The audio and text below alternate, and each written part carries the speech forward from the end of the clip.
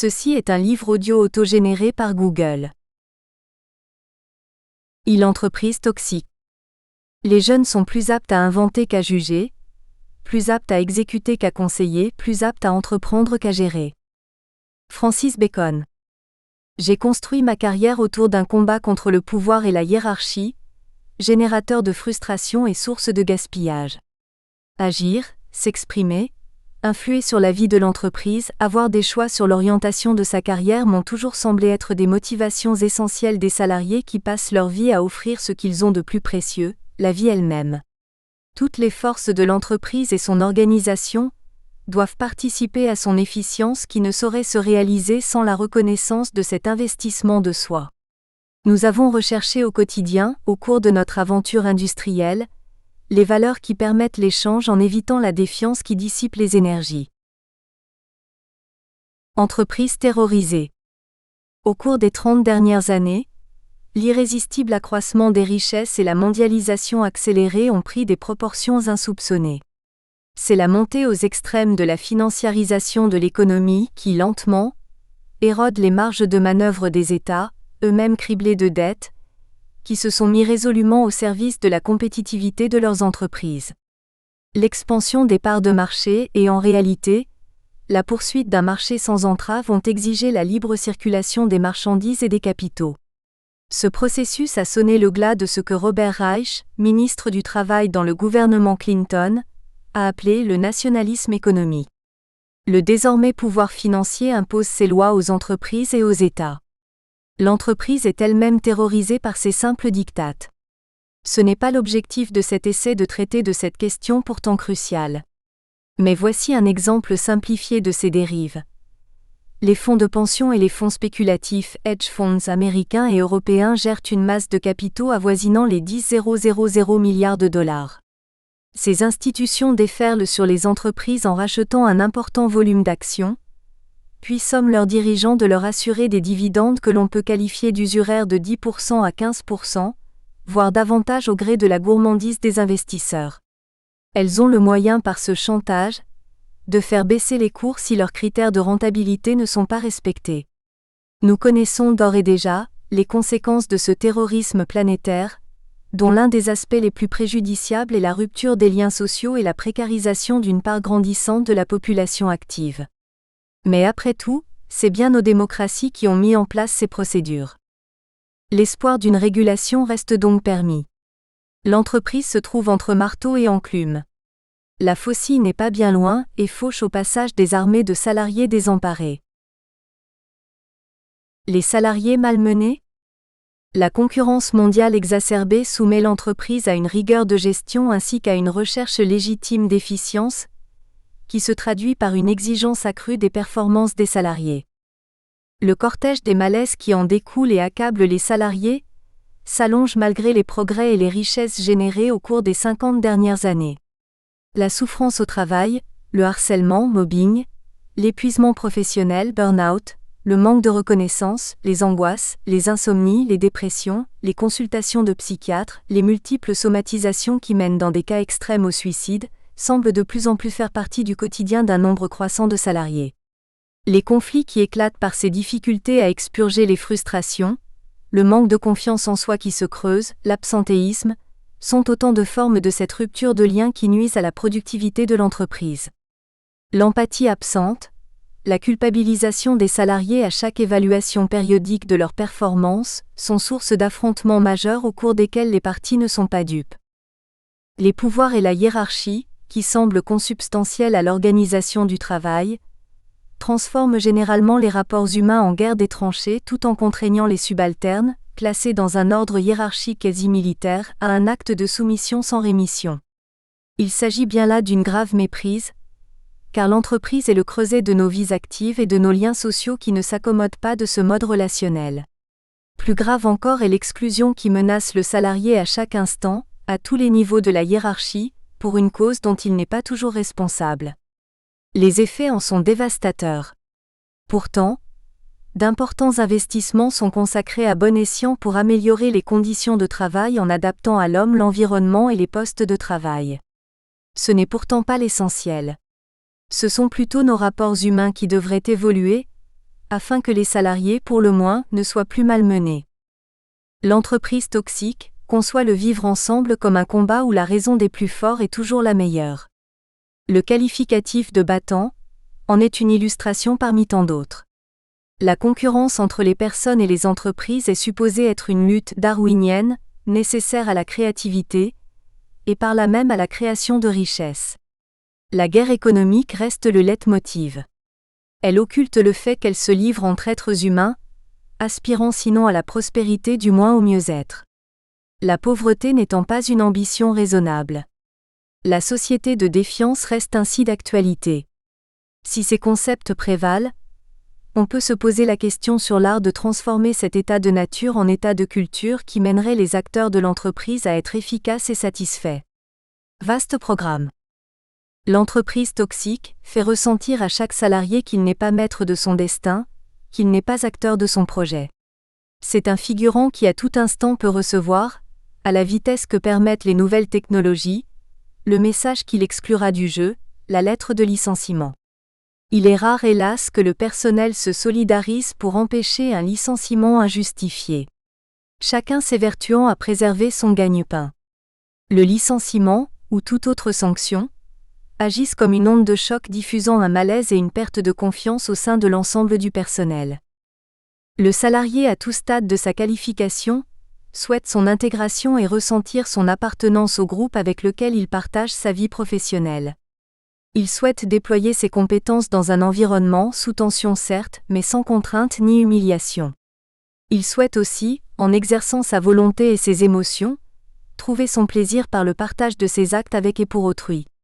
C'est quand ces valeurs viennent à manquer qu'il y a une rupture de lien, déstabilisant l'équilibre déjà précaire de l'entreprise. Chacun en est conscient. Le salarié évitera soigneusement d'être la prochaine victime d'une restructuration. Il continuera à assumer sa charge couvant son angoisse, se méfiant de son entourage, redoublant de stratagèmes pour échapper à cette épée de Damoclès suspendue par le pouvoir décisionnel au-dessus de chaque case des organigrammes. Il sait que l'avenir de sa carrière, comme celui de sa famille, dépendra de son adaptabilité. Les antagonismes font rage, l'ambiance de travail est nocive, les gaspillages aussi. Pure perte sans profit.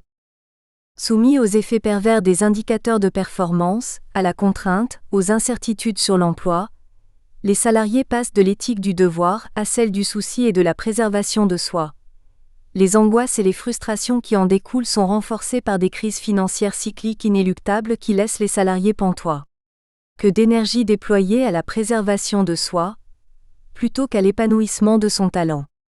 Ce droit quasi régalien des conseils d'administration ou des cadres dirigeants pour vous évaluer et mettre fin à votre carrière est une sanction foudroyante. Elle plane en permanence sur le personnel, innervant son ardeur et exacerbant son agressivité. Performance.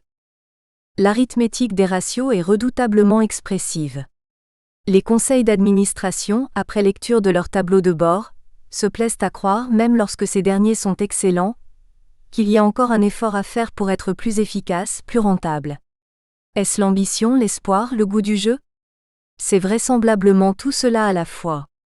Mais c'est aussi tellement humain de vouloir influer sur son destin et se préserver du pire. Les managers sont formatés à être des chasseurs de gaspillage à tout crin. Ils s'attaquent à l'individu, à sa performance, et le mettent dans l'injonction infantilisante du « peut mieux faire ». La défiance est de rigueur, la toxicité s'installe. Les performances de chacun sont régulièrement évaluées à l'aide de froids formulaires.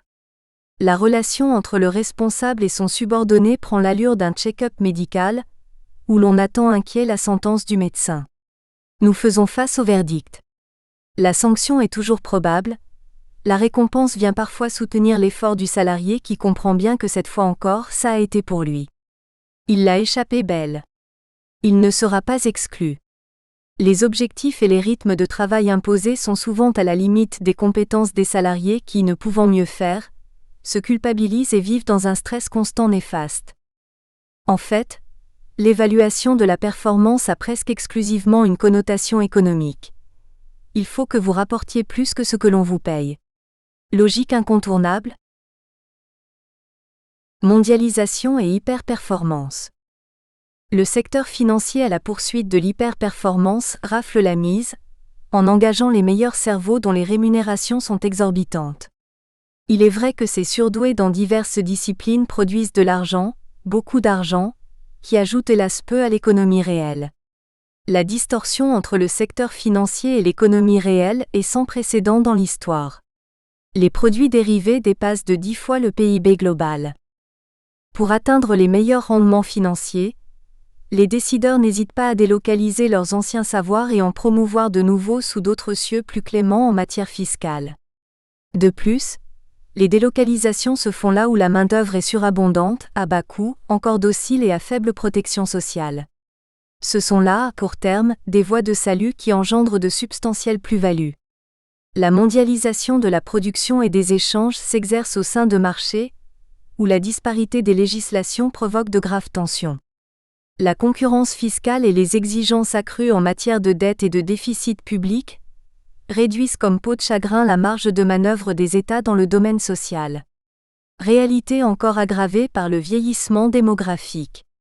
Ces déséquilibres sont autant de critères compromettant le jeu de la concurrence, précarisant l'emploi et dévalorisant les êtres humains, qui ne deviennent plus à ce jeu que les moyens d'objectifs productivistes et financiers.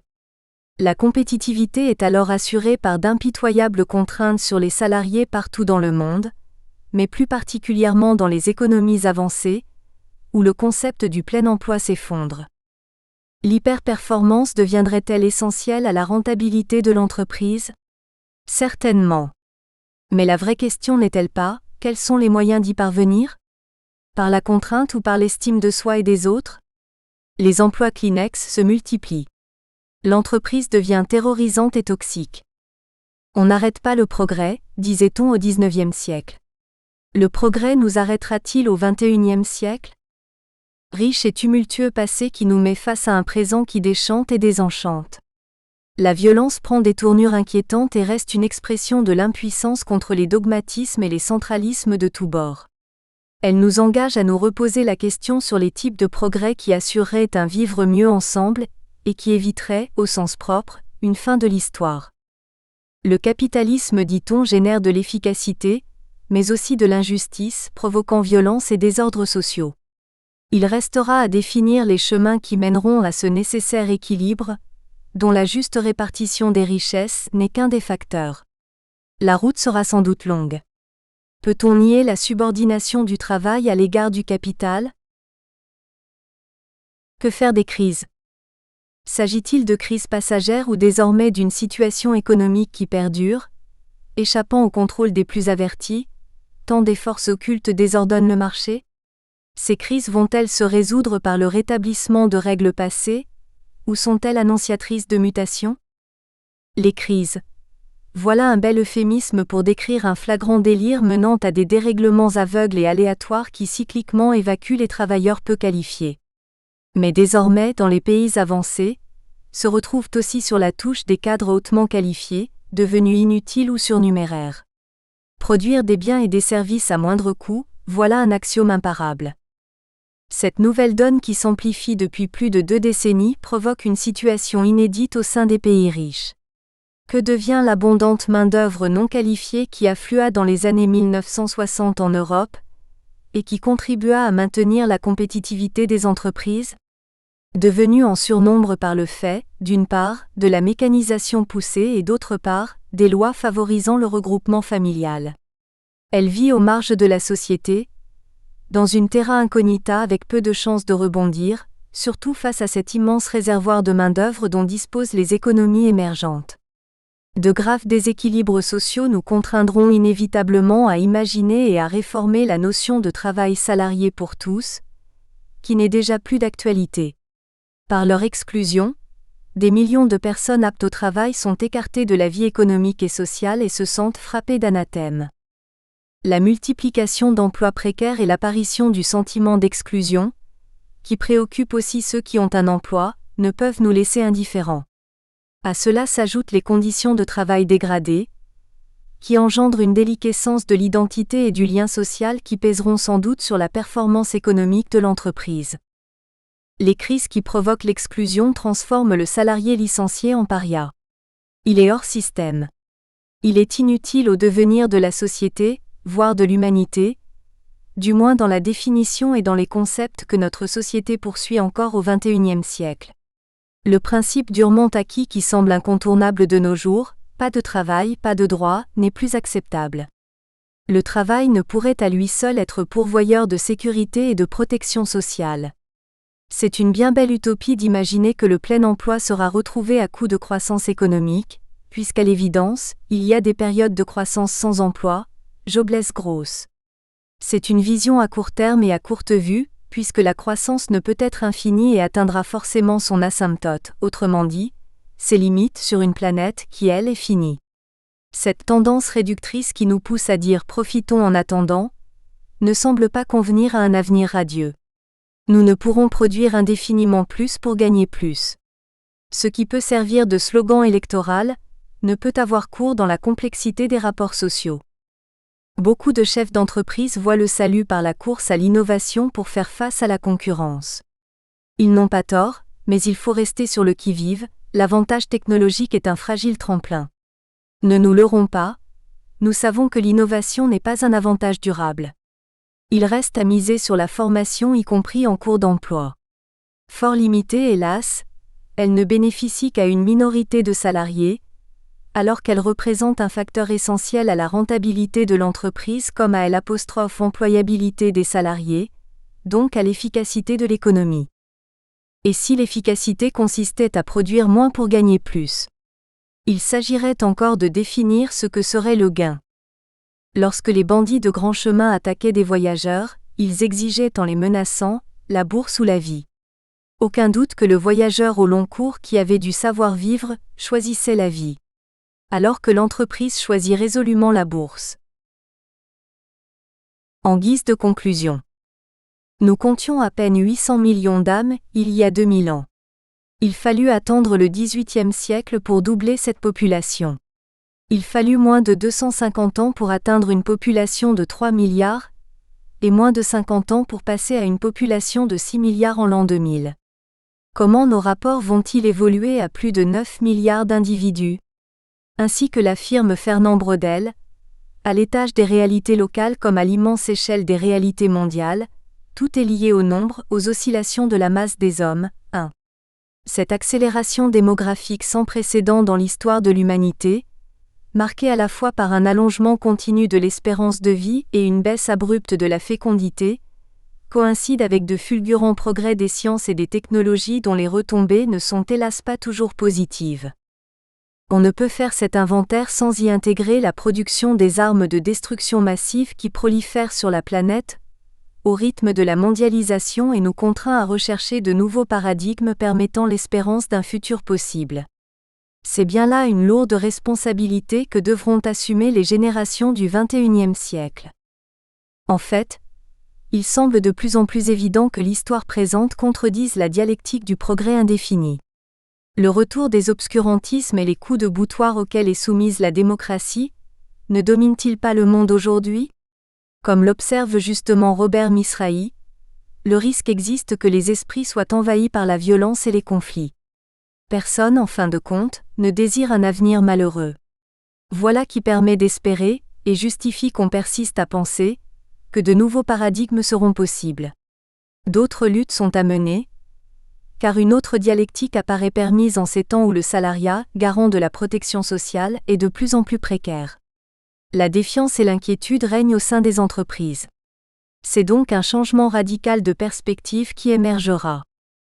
L'entreprise n'est-elle pas une communauté de destin, un creuset où se forgent de nouvelles cultures? N'est-elle pas le lieu où l'action et le rôle de chacun apparaissent de toute évidence comme participants à l'œuvre collective? Dans un monde ouvert, où les considérables écarts entre humains apparaissent durablement de moins en moins viables, une approche de l'organisation sociale où avoir sa place, avoir un rôle, se ferait sans exclusion ni domination, devient indispensable à chacun. En attendant, nous faisons face aux contradictions qui sous-tendent l'économie. La croissance et le développement économique reposent sur l'accroissement de la production et de la consommation dans un monde fini. Les gains de productivité reposent sur la diminution du temps de travail humain ou des machines qui, aux limites, sera incompressible. Il faut garantir le plein emploi alors que la population mondiale augmente et que les opportunités d'emploi se raréfient. Autant d'évidentes questions qui continuent à faire débat. Passerons-nous de la maîtrise planétaire de la production des objets à une meilleure maîtrise des rapports humains, gage d'un futur viable? Serait-ce une vaine utopie? Tirer son épingle du jeu. Tout compte fait, il nous a paru urgent de tirer notre épingle de ce jeu et préférable d'adapter notre éthique aux nouvelles voies que nous nous sommes tracées. Nous avons tenté de créer des conditions pour que ce ne soit pas nos lendemains qui chantent, mais plutôt notre présent et cela aussi pour nos collaborateurs. Voilà ce qui fut le fil d'Ariane auquel nous nous sommes arrimés avec optimisme, pour construire au quotidien un savoir-vivre ensemble. C'est ainsi que notre entreprise fut largement profitable. Nous pûmes affirmer notre identité, exprimer nos compétences et notre vocation. Notre projet consista, hormis la conception de produits ou de services, à développer, favoriser nos liens et à élaborer un cadre culturel et informationnel pour nos collègues et pour l'ensemble de nos contacts professionnels et commerciaux. De cette cohésion, et de cette rigoureuse exigence de la qualité de nos échanges, notre parcours fut jalonné de plaisirs qui nous permirent de surmonter les obstacles et d'estomper nos contraintes. Il est vraisemblable que le monde du travail subira encore bien des mutations. Il ne s'agira pas de lutte finale, mais de lutte vitale. Le cursus. Prémisse. Je suis né dans cette ville de Tunis où musulmans, chrétiens et juifs cohabitaient dans la tolérance et la torpeur. Nous étions préoccupés beaucoup plus par nos liens que par nos biens matériels. Ce n'était pas encore la société de consommation. Après une scolarité mouvementée, près d'un an d'école buissonnière, je fus renvoyé du collège technique Émile Loubet. Pendant cette année d'errance, à 14 ans, j'y ai appris l'autonomie, la responsabilité, la liberté de concevoir mon quotidien et de l'échafauder au gré de mon imagination et de mon environnement. J'ai aussi ressenti la peur que me procurait cette marginalisation choisie, l'angoisse d'être découvert, mais aussi la ruse, le mentir vrai, dire la vérité à qui on la doit. J'ai pu ainsi jouir d'une enivrante liberté dont je n'ai pu depuis me passer, et qui me permettait de ne pas me soucier des contingences dictées par les obligations de la vie quotidienne autant familiale que scolaire. La découverte de mes frasques et l'autorité musclée paternelle aidant, je fus remis sur le droit chemin de l'école professionnelle. J'ai conquis, non sans effort, mon certificat d'aptitude professionnelle d'ajusteur puis de tourneur. Je découvris aussi l'art et les plaisirs de façonner la matière. Je fus sélectionné pour suivre une formation d'instructeur en mécanique à Genève, où j'arrivai en 1957 avec ce maigre bagage. Ouvrier. Mon immersion dans le monde ouvrier, filière obligée pour ma formation, fut traumatisante, mais sans aucun doute enrichissante. Univers carcéral, organisé tel le panoptique cher à Jeremy Bentham qui, à la fin du XVIIIe siècle, imagina une structure permettant à un individu, logé dans une tour centrale, d'observer tous les prisonniers enfermés dans des cellules individuelles. C'est ainsi que je perçus la vie en usine. Certes, nous n'étions pas enfermés dans des cellules, mais organisés pour accomplir les tâches qui nous étaient assignées avec la meilleure rentabilité possible. En somme, nous étions confinés dans des cellules virtuelles. Ce qui importait, c'était de produire le plus grand nombre de pièces par heure. Les chronométreurs en blouse blanche immaculée venaient à l'improviste relever, au teint, les temps de production de chaque poste de travail. Nous portions des blouses ou des salopettes bleues. Il fallait bien faire la distinction. Nous attendions le verdict pour connaître les prochaines cadences. La division du travail ne permettait que des opérations simples et répétitives. Nous produisions des pièces pour la robinetterie. Les lots de pièces à produire se succédaient inlassablement dans une noria infernale. Nous recevions une prime dérisoire si nous achevions notre lot de pièces en dessous des temps chronométrés. Dans le cas où certains d'entre nous pour se dégourdir accéléraient les cadences, les temps étaient immédiatement rectifiés à la baisse. Nous encourions alors le courroux des collègues pour ces excès de zèle qui diminuaient nos maigres salaires. Ceux qui étaient lents étaient affectés à d'autres postes, ou simplement éliminés. Les contremaîtres contrôlaient nos mouvements dans les ateliers. Les toilettes étaient notre seul refuge et notre lieu d'évasion. Là, on pouvait échapper à toute surveillance. La pointeuse justifiait de notre présence. Cette horloge, véritable Cerbère, pointait rouge pour chaque retard. Chaque entrée et sortie d'usine se faisait sous le regard d'un surveillant qui veillait au bon déroulement de l'opération. Les minutes de retard étaient déduites de notre salaire, c'est bien normal. Quand la sirène retentissait annonçant l'heure de sortie, les ateliers se vidaient en quelques secondes dans un brouhaha et un chaos indescriptible. L'annonce d'un incendie n'aurait pas eu d'effet différent. Certains ouvriers étaient là depuis de nombreuses années. L'un d'eux, un ancien à 2 ans de la retraite, marquait les pièces d'un numéro de référence à l'aide d'un poinçon et d'un marteau. Il me dit gravement : « La seule chose qui m'appartient ici, c'est mon pied à coulisse. » Tout en ouvrant son tiroir d'établi, il me montra une dizaine de pièces en bois, pareilles à des sculptures, en disant fièrement : « Ce sont là tous les manches de marteau avec lesquels des années durant j'ai marqué des pièces. Chaque manche a pris la forme de ma main, sculpté par ma transpiration et par la force avec laquelle je le manipulais. Aucun n'avait vraiment la même empreinte.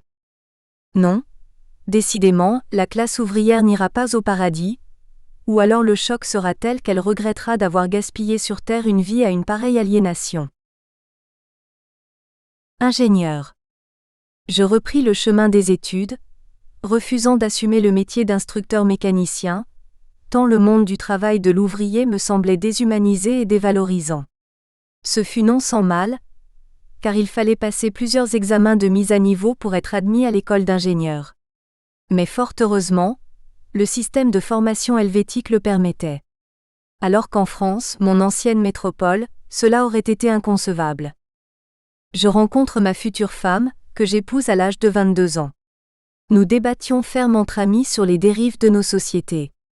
Nous voulions changer le monde, lui donner du sens, de la valeur, le comprendre et apprendre à nous connaître. La guerre froide battait son plein. Les guerres idéologiques aussi, où chacun transformait son utopie en vérité absolue. J'achevais mes études d'ingénieur, tâtais de la psychologie, fasciné par l'aura du prestigieux professeur Jean Piaget, changeais plusieurs fois d'emploi. Nous avions l'âge où l'infinité des voies possibles nous laissait dans le doute et l'instabilité permanente. Il devenait nécessaire de choisir et être responsable de ses choix. Il fallait s'intégrer dans les temps de l'histoire. Les entreprises où je trouvais un emploi ne correspondaient pas nécessairement au métier que je voulais pratiquer.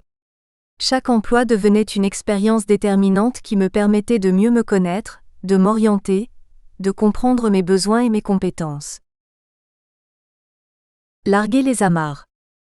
Après avoir exercé mon métier d'ingénieur dans une société où la surveillance et l'encadrement autoritaire devenaient étouffants, je pris, en 1967, la direction du département de recherche et développement européen d'une société multinationale américaine, spécialisée dans le domaine des composants d'automation.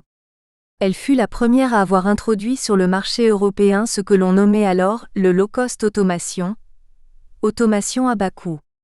J'y ai certainement peaufiné mon anglais, appris à appeler mes collègues et mes supérieurs hiérarchiques par leurs prénoms, en sachant pertinemment qu'ils ne m'épargneraient pas, tant les luttes de pouvoir étaient omniprésentes.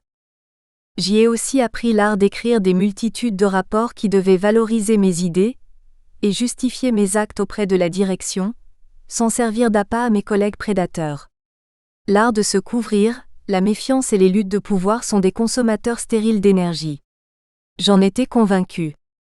Aucun de mes programmes ou presque ne fut accepté par la multinationale qui, selon mes recherches, était sur le déclin. Je décidai alors, pour réaliser mes projets, de fonder ma propre société. 3. Le projet, une PME atypique ? Il est plus honteux de commettre une injustice que de la subir. Socrate. Quel besoin avais-je de fonder ma propre société ? Mon travail dans cette multinationale américaine ne manquait pourtant pas d'intérêt. Les objectifs que l'on m'avait fixés étaient précis. Revoir la conception des produits existants et en proposer de nouveaux, de quoi faire chavirer de plaisir l'ingénieur de 29 ans que j'étais. Mais les efforts constants qu'il fallait déployer pour éviter les dérives communicationnelles et les luttes de pouvoir me semblaient futiles, dégradantes, et pour tout dire un gaspillage de forces vives. Chacun de mes collègues vivait à sa manière ses frustrations. Nous espérons que vous avez apprécié cet aperçu. Pour continuer à écouter ce livre audio sur Google Play Livres, utilisez le lien dans la description de la vidéo.